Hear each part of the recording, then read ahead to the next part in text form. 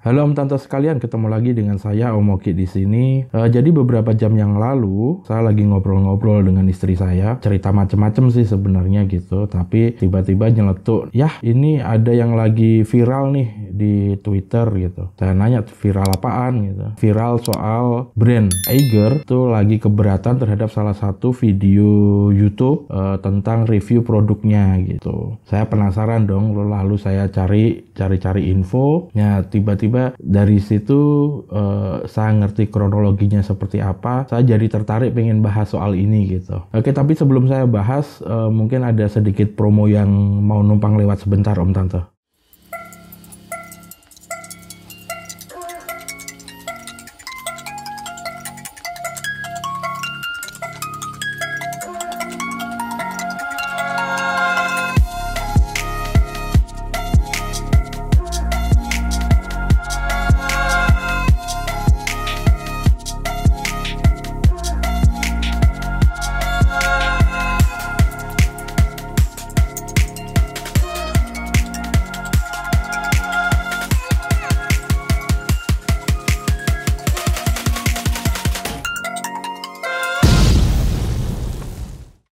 Oke Om Tante, langsung aja ya.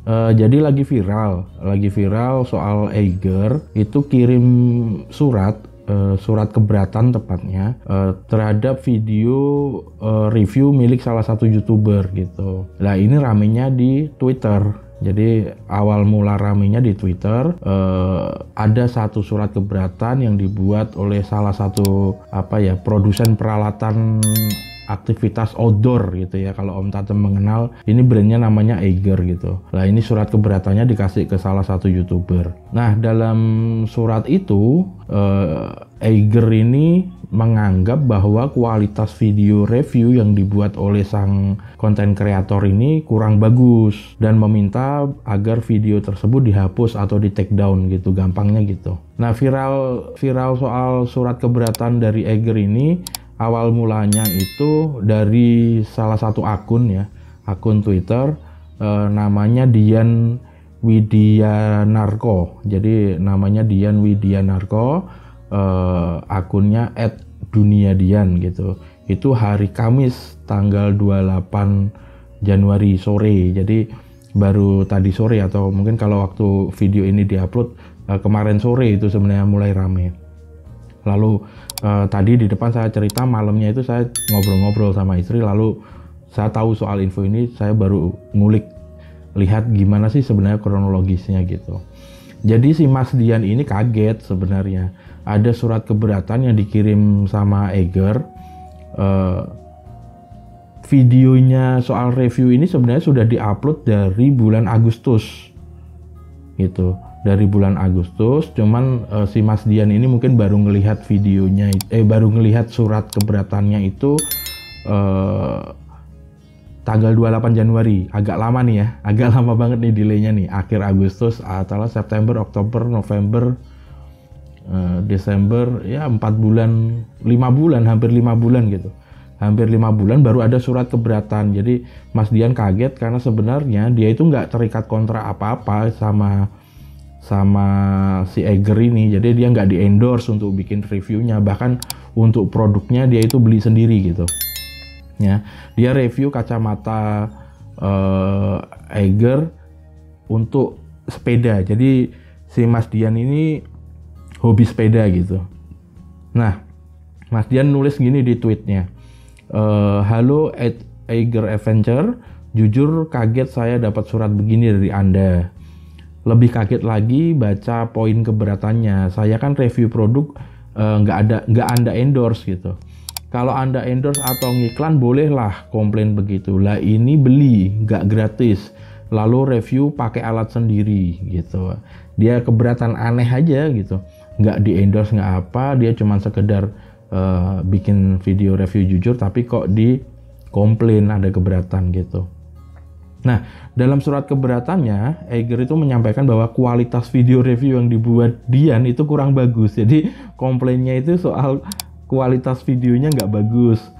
Lalu sehingga membuat produk mereka itu terlihat terlihat berbeda dari segi warna, bahan, detail aksesoris, dan menjadi terlihat kurang jelas gitu. Lalu dia komplain juga, si Eiger ini juga komplain bahwa suara di video itu juga dikritisi. Jadi karena mungkin suaranya kurang bagus atau gimana soundnya gitu ya. Jadi katanya sih bikin informasi tidak jelas bagi konsumen gitu. Yang lucu lagi juga si Eiger juga keberatan dengan setting lokasi pengambilan videonya yang terkesan kurang proper atau kayak nggak ada persiapan. Ya kalau dari sisi orang yang mau nge-review bebas dong sebenarnya ya. Bebas mau ngapain aja, mau reviewnya model gimana, mau sambil jungkir balik ya bebas gitu, namanya juga review produk gitu ya. Kecuali kalau reviewnya itu menjelek-jelekkan yang tidak sesuai porsinya, atau mengada-ada, atau mungkin menyebarkan berita bohong, mungkin bisa dikomplain ya. Tapi kalau saya sih sempat nonton videonya gitu, dan kayaknya sih videonya reviewnya positif loh. Yang aneh itu review produknya positif, cuman yang dikomplain tuh soal gambarnya jelek, suaranya jelek, kameranya jelek. Saya nggak ngerti deh kenapa seperti itu. Nah, dari poin keberatan itu si Eiger tuh minta biar konten videonya itu diperbaiki dan atau dihapus gitu. Ya, intinya ya dihapus lah gitu.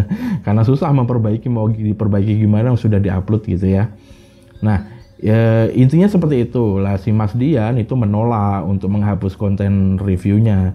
Dia mengaku sebagai pengguna setia Eiger sebenarnya. Jadi udah lama sebenarnya dia jadi konsumennya si Eiger gitu.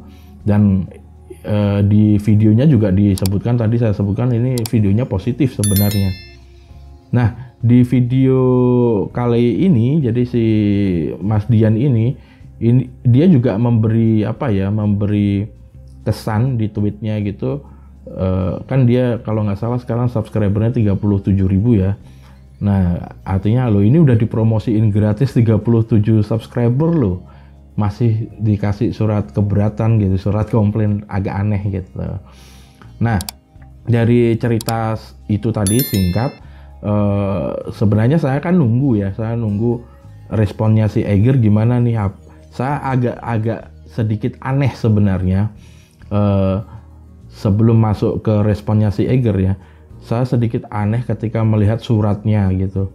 Surat yang ditampilkan di Twitter itu, nomor suratnya itu bulan 1 tahun 2021, tetapi suratnya ditandatanganinya itu pada kalau nggak salah 23 Desember 2020.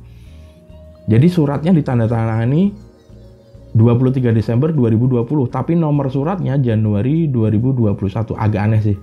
Tapi it's okay lah, anggap itu suratnya benar, atau mungkin cuman kelalaian saja penanggalan, atau ya memang memungkinkan ditandatangani tanggal 23 Desember baru dikasih penomoran surat agak terlambat gitu, baru bulan Januarinya. Sebenarnya juga saya pernah mengalami hal itu, jadi untuk soal administrasi saya sedikit paham lah gitu ya. Sebenarnya bukannya nggak boleh penomoran telat, boleh gitu, cuman agak aneh gitu aja, agak aneh. Lalu saya cari nih sebenarnya responnya dari Eiger kayak gimana gitu.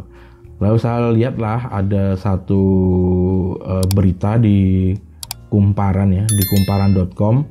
Jadi ada sesi penjelasan dari Eiger gitu, namanya Roni Lukito. Jadi Roni Lukito selaku CEO Eiger, CEO-nya langsung nih yang ngomong gitu. Akhirnya angkat bicara menanggapi isu yang sedang viral gitu.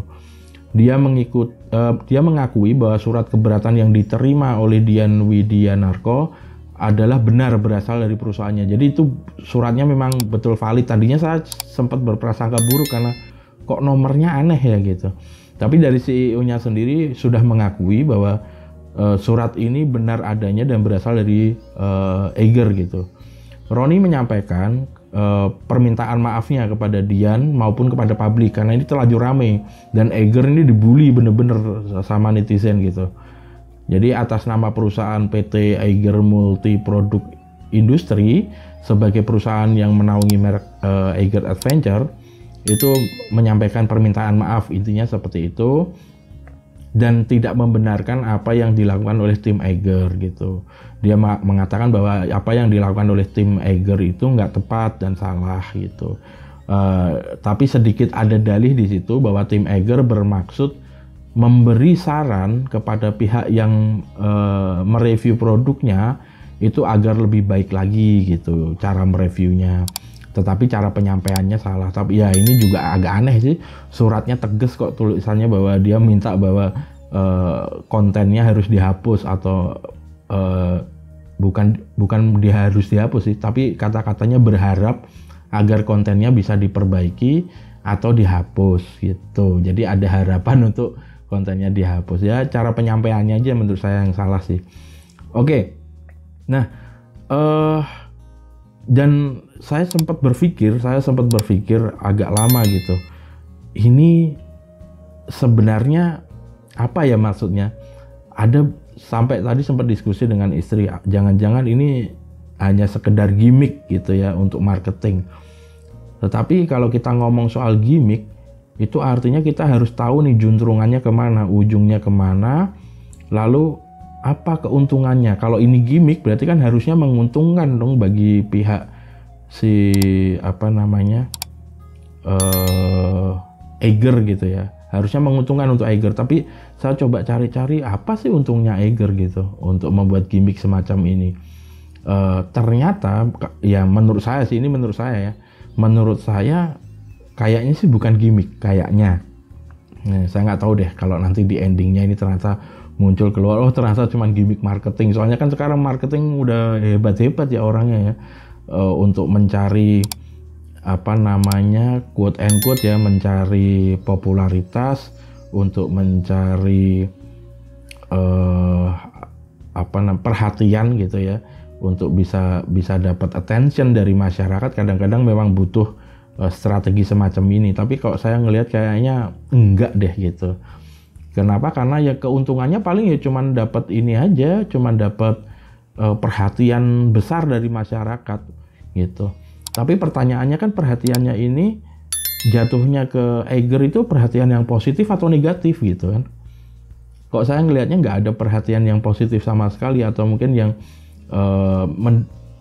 menghasilkan impact atau dampak yang positif untuk si Eiger itu. Kalau dari sisi saya sebagai pelaku wirausaha jualan online gitu ya, saya senang banget memperhatikan hal semacam ini gitu. Saya ngelihatnya kok enggak deh kayaknya gitu, ini enggak gimmick gitu. Nah, yang saya curiga malah justru jangan-jangan ini memang pure kesalahan dari Eiger, dan saya sih menebak bahwa kompetitornya Eiger ini siap-siap menerkam ini gitu. Eiger bukan brand kecil ya, ini lumayan gede di Indonesia, dan untuk peralatan outdoor memang brand ini cukup bersaing di Indonesia gitu.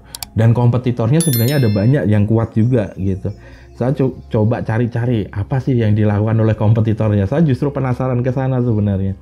Dan ternyata betul, saya menemukan ada postingan di Instagram gitu. Ini postingan dari Array Outdoor Gear. Jadi @Array Outdoor Gear, dia langsung bereaksi. Dan hebatnya lagi si Array ini bikin surat gitu ya. Ini gimmick aja sih sebenarnya, lucu-lucuan aja kalau menurut saya sih.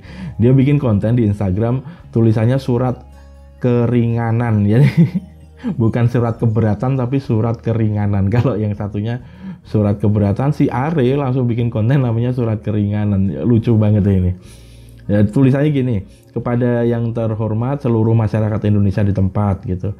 Dengan ini kami pihak Array Outdoor Gear dan manajemen menyatakan bahwa seluruh masyarakat Indonesia, seluruh masyarakat, baik pengguna dan bukan pengguna, baik pelanggan maupun bukan pelanggan, baik yang bersangkutan maupun yang tidak bersangkutan, berhak untuk mereview produk kami dengan 1. sesuka hati dengan cara apapun, 2. dengan kamera apapun, 3. dengan tema apapun, 4. dengan lokasi dimanapun kami ikhlas, katanya gitu. Bandung 28 Januari 2020, tertanda cinta dan kasih Array Outdoor Gear. Jadi sesuai dugaan gitu. Kalau ada satu perusahaan sebesar katakanlah sebesar Eiger gitu ya, lama banget saya mikirnya. Jadi kalau ada perusahaan sebesar Eiger dan punya kompetitor yang kuat, sedikit saja melakukan kesalahan, itu akibatnya ya begitu. Satu, kehilangan respect dari masyarakat gitu ya terhadap brand tersebut, awareness-nya nggak ada lagi gitu ya. Kepeduliannya terhadap brand ini akan turun drastis, citranya, pamornya juga akan turun, dan siap-siap diterkam oleh kompetitornya gitu. Ya sesuai dugaan sih. Ya ini sedikit pembelajaran juga sih buat kita semua, untuk Om Tanto yang nonton video ini juga ya. Mayoritas subscriber saya kan pelaku usaha nih gitu. Mungkin dari Om Tanto sudah ada yang berusaha untuk mengembangkan brand sendiri atau mengembangkan usaha sendiri dengan hasil produksi sendiri. Kalau yang baru merintis untuk merintis brand sendiri, merintis brand baru sendiri. Nah, ini jadi pelajaran bahwa setiap langkah kita, setiap apa yang kita lakukan, itu alangkah baiknya kalau kita pikirkan matang-matang dan kita harus tahu konsekuensinya gitu. Kalau dari buku yang pernah saya baca gitu ya, dari buku yang pernah saya baca itu tidak ada ketidaksengajaan dalam bisnis gitu katanya gitu. Ya itu cuman metafora aja sebenarnya. Ya tetap ada ketidaksengajaan, cuman prinsipnya semua yang kita lakukan dalam bisnis, semua yang kita lakukan dalam usaha itu harus benar-benar dikalkulasi secara matang, direncanakan dan dieksekusi dengan baik gitu. Ya jangan sembrono, jangan asal-asalan gitu sih. Itu kalau menurut pendapat saya. Ya dari kasus yang viral ini saya sih nggak terlalu peduli apakah ini nanti akan cuman jadi gimmick atau gimana, atau kasus viralnya itu sendiri saya nggak terlalu peduli ya. Ya pada intinya semua juga tahu kalau mau review produk ya bebas-bebas aja dong gitu. Mau reviewnya kasih positif, mau reviewnya kasih negatif, itu bebas, terserah aja gitu. Asal disampaikan dengan cara yang baik. Dan dari pihak Eiger itu sudah mengakui kesalahannya, itu menurut saya ya udahlah selesai. Tapi ada pelajaran ya yang bisa kita dapat dari teman-teman yang pelaku usaha dari kejadian-kejadian semacam ini gitu. Ya mungkin itu aja video kali ini. Jadi saya cuma pengen cerita itu aja, apa yang ada di pikiran saya ingin saya sampaikan. Ya udah saya rekam, saya record, saya upload deh gitu. Siapa tahu ini berguna untuk Om Tante sekalian gitu ya. Oh ya, jangan lupa Om Tante, mungkin saya akhir-akhir ini akan sering untuk upload video soal rekom ya, reaksi komentar.